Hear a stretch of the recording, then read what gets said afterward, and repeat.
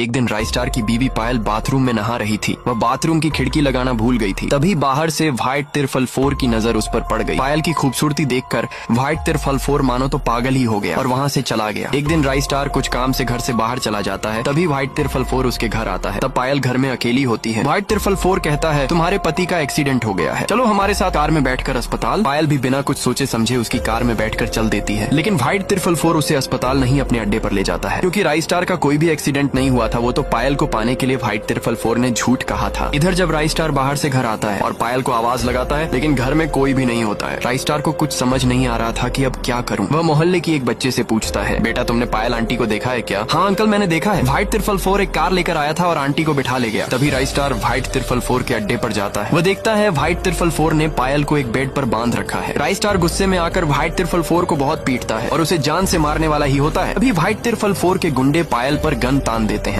कहते हैं राइस्टार चुपचाप खड़े रहो वरना पायल को गोली मार देंगे। राइस्टार चुपचाप खड़ा हो जाता है। फिर व्हाइट तिरफल 4 राइस्टार को बहुत मारता है। राइस्टार की आंखें बंद होने लगी। वह जमीन पर गिर गया। भी उसे कुछ याद आने लगा। कुछ दिन पहले जब राइस्टार नदी के किनारे से गुजर रहा था, सहूर का बेटा टुंग टुंग नदी में नहा रहा था। उसे तैरना नहीं आता था। नदी में नहाते नहाते गहराई में पहुंच गया और वह डूबने लगा। तभी राइस्टार ने नदी में कूदकर उसकी जान बचाई थी। अब टुंग टुंग ने कहा था, तुम्हें जब भी कभी मदद की जरूरत हो तो मुझे याद कर लेना। तभी राइस्टार को थोड़ा होश आता है और राइस्टार कहता है, टुंग टुंग मेरी मदद करो। अभी सामने से एक आवाज आती है, Tung tung tung tung tung tung tung tung tung sahur. Part 2 देखने के लिए 5000 लाइक कर दो।